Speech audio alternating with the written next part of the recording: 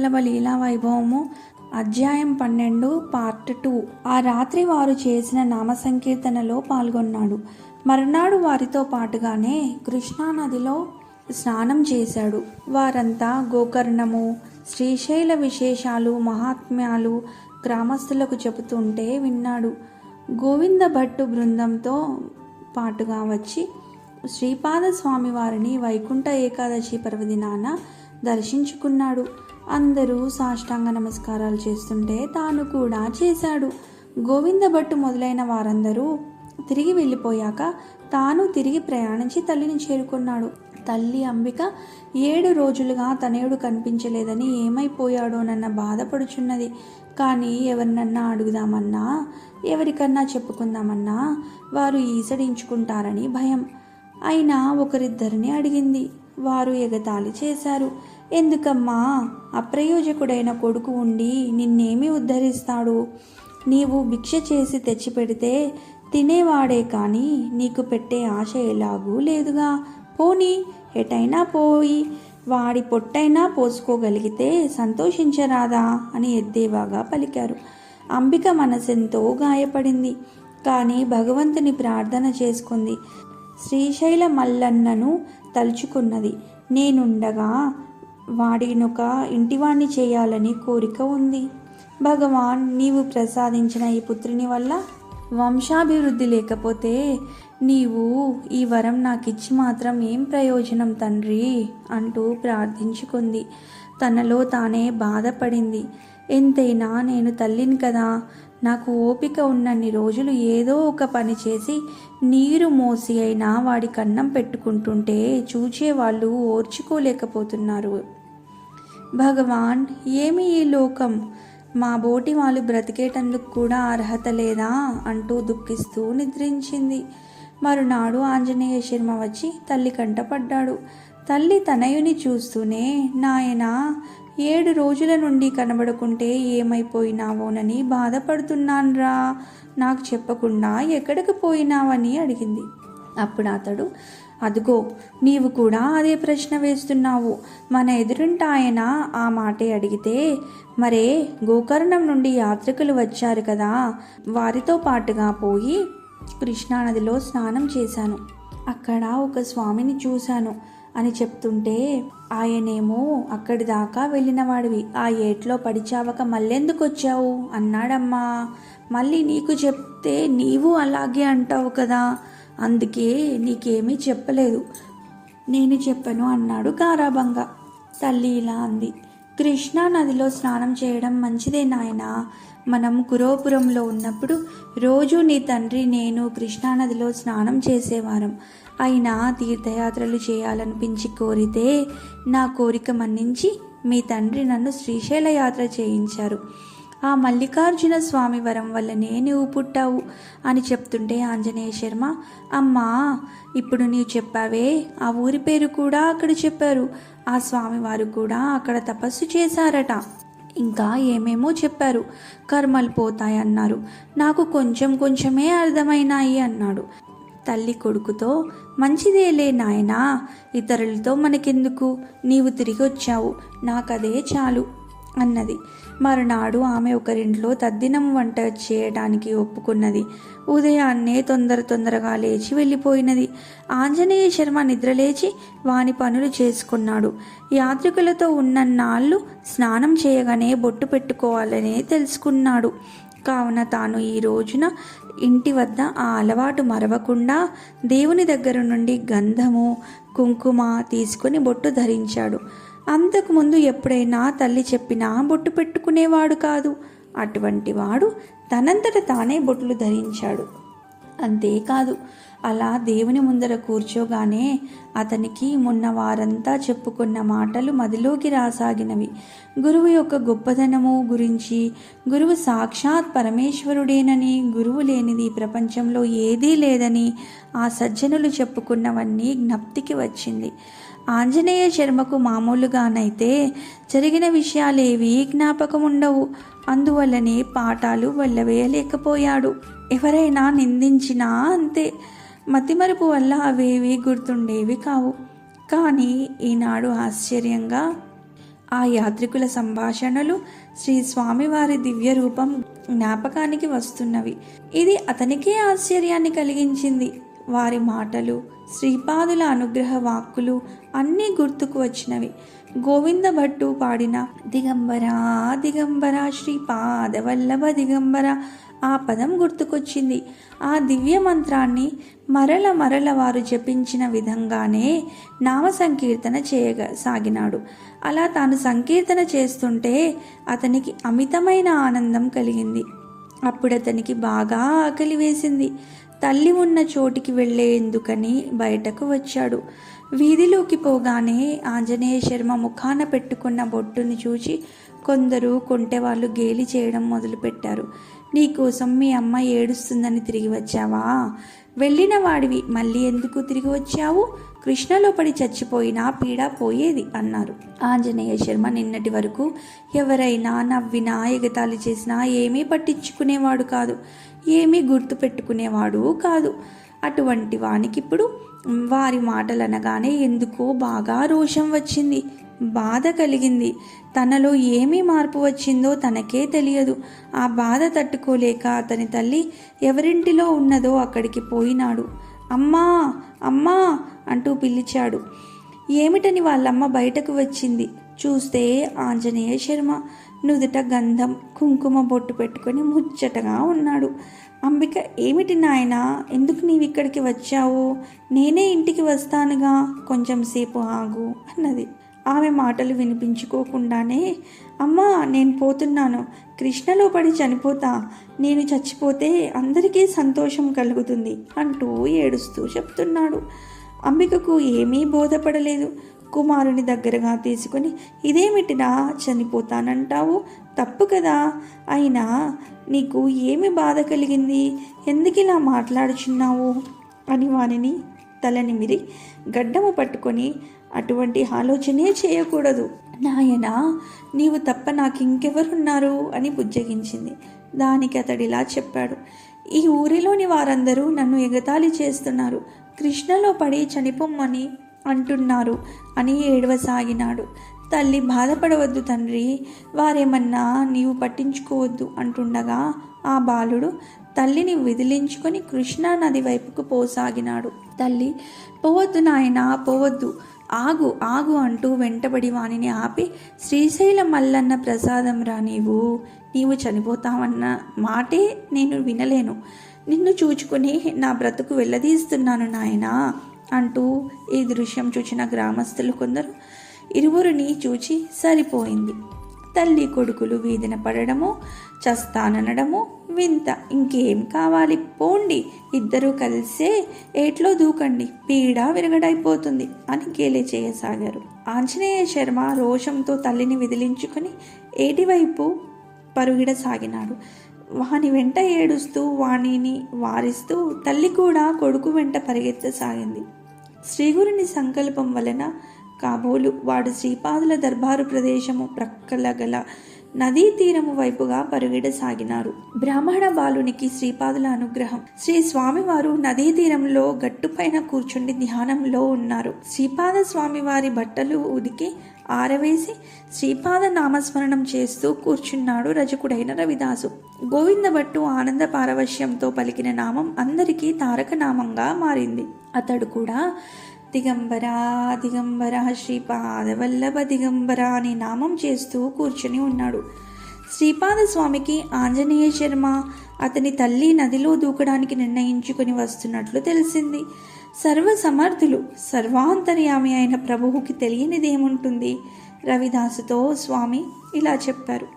రవిదాసు, అల్లంత దూరాన కనిపిస్తున్న ఆ తల్లి కొడుకులను నీవు పోయి వారి ప్రయత్నం మాన్పించి ఇక్కడికి తీసుకునిరా అన్నారు. రవిదాసు వెంటనే నదీ తీరాన చూడగా అతను నిజంగానే ఆ తల్లి కొడుకులు నదిలో దూకే ప్రయత్నంలో ఉన్నట్లు కనిపించారు. రవిదాసు ఒక్క పరుగున వారి వద్దకు వచ్చాడు. ఆగండి ఓ బాపనయ్య, ఓ తల్లి, లేకుంటే నేను మిమ్మలను తాకవలసి వస్తుంది అంటూ బెదిరించాడు. ఆంజనేయ శర్మ తల్లి ఆగినారు.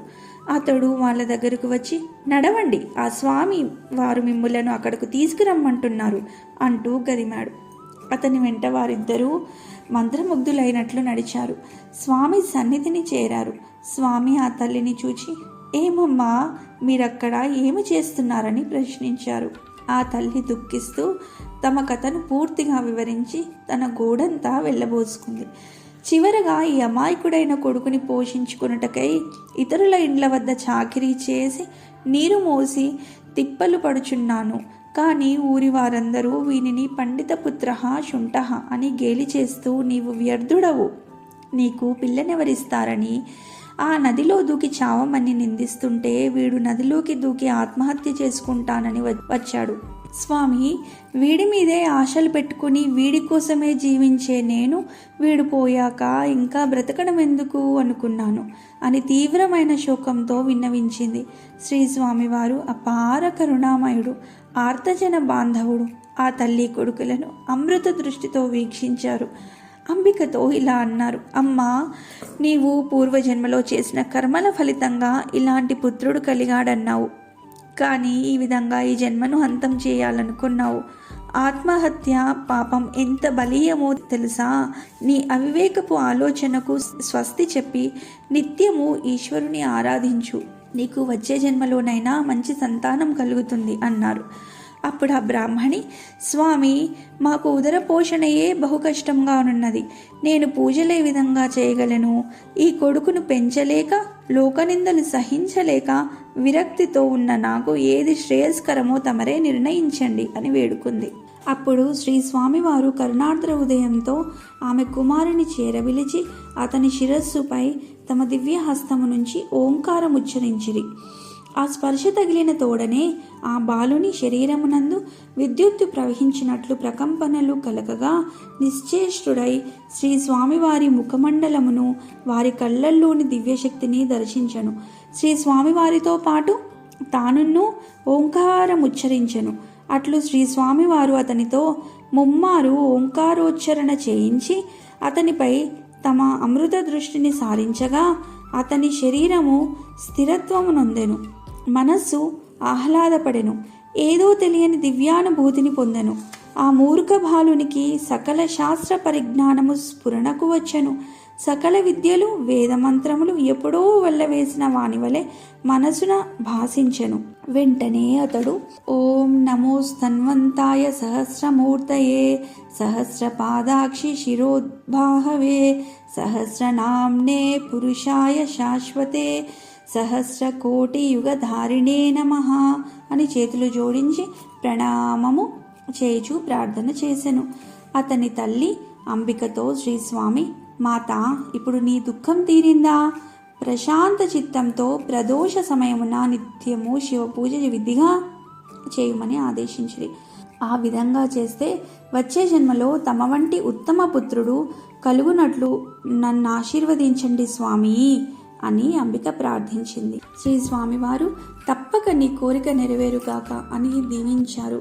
అంతేకాక ప్రదోషకాలంలోని శివపూజా ప్రభావాన్ని వివరిస్తూ ఇలా చెప్పారు. పూర్వం ఉజ్జయినిలో చంద్రసేనుడను రాజు తన స్నేహితుడైన మణిభద్రునితో కలిసి ప్రదోష శివపూజా వ్రతమును ఆచరించుచు ప్రజలందరినీ భక్తి మార్గంలో నడిపించాడు. ఆ నగరంలోని గొల్ల బాలురు వారి ముంగిళ్లలో ఆకులు పువ్వులతో మండపం ఏర్పరిచి శనిత్రయోదశి నాడు ప్రదోష పూజ చేయసాగిరి. ఆ బాలుర తల్లులందరూ ఆ పూజ చేస్తూ ఉండగా ఒక బాలుని తల్లి ఆ పూజను విఘ్నపరుస్తూ తన కుమారుని లోనికి తీసుకువెళ్ళినది.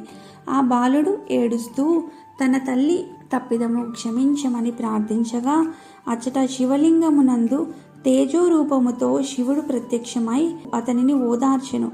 అతని తల్లి శివపూజను చూచిన కారణంగా యశోదగా జన్మించి విష్ణుజనని కాగలదని వరమిచ్చెను. రాత్రిపూట ఆ ప్రకాశం ఏమిటని అందరూ అచ్చటికి చేరిరి. మహారాజు కూడా అచ్చటికి వచ్చెను. అదే సమయంలో ఆ రాజ్యంపై దండెత్తి వచ్చిన కుట్రదారులైన శత్రురాజులు కూడా వచ్చి ఆ వింత జ్యోతిర్లింగమును దర్శించిరి. ఆ దర్శనంతో వారి బుద్ధులు మారిపోయి శత్రుత్వంను విడనాడి చంద్రసేనునితో మైత్రి సలిపిరి. కావున తల్లి, ఈ వ్రత ప్రభావము చెప్పనలవి కానిది. నీ అభీష్టములు సిద్ధించుటే కాదు, నిన్ను దూషించిన వారు, ద్వేషించుచున్న వారు కూడా నీకు హితులై వర్తించెదరు. అని ఆ వ్రత ప్రభావము చెప్పుచుండగానే మరికొందరు భక్తులను అచ్చటికి వచ్చి ఆ వృత్తాంతమంతయు తెలుసుకుని ఆశ్చర్యపోయిరి. శ్రీపాద వల్లభ స్వామికి జయము జయము అని జయ జయ నాదములు చేసిరి. అంబికామాత శ్రీ స్వామివారి అనుగ్రహంను స్వయంగా పొందినది. తన కుమారుని ఒక్క క్షణంలోనే వారు సకల విద్యా పారంగతుని చేశారు. అటువంటి స్వామివారి వాక్కులకు తిరుగుండదని తెలుసుకున్నది. ఈ స్వామి అఘటనాఘటన సమర్థులని అనుభవమైనది. కావున వెంటనే కుమారునితో సహా వారి పాదపద్మములపై వ్రాలినది. స్వామినిలా ప్రార్థించినది. స్వామి, నీవు సామాన్యుడైన యతీశ్వరుడువు కావు, సాక్షాత్ లోకగురుడైన ఆ దత్తాత్రేయుడవే. మీరు చెప్పిన విధంగా ప్రదోషకాలంలో శివపూజా వ్రతము తప్పక ఆచరించదను. మీ వాక్కులు వృధా కావు. ఈ లోకంలోని అజ్ఞానులను చేరదీసి జ్ఞానము ప్రబోధించి మా కర్మలను నిర్మూలించి మాకు దారి చూపుటయే కర్తవ్యంగా అవతరించిన ఓ శ్రీపాద శ్రీవల్లభ స్వామి, శరణు శరణు. నీ కరుణామయ దృష్టిని మాపై ప్రసరింపచేసి మమ్ముద్ధరించితివి. స్వామి, ధన్యురాలనైతిని అని ప్రస్తుతించినది. శ్రీ స్వామివారు ఆ మాతా పుత్రులను ఆశీర్వదించి ఆంజనేయ శర్మతో, ఈ రోజు నుండి నీ మాతా సంరక్షణ భారము నీవే వహింపవలయును అని ఆజ్ఞాపించిరి. సకల శాస్త్ర పారంగతుడైన ఆ బ్రాహ్మణ కుమారుడు స్వామికి తల్లికి సాష్టాంగ వందనములు ఆచరించి గురుదేవులనిట్లు స్తుతించెను.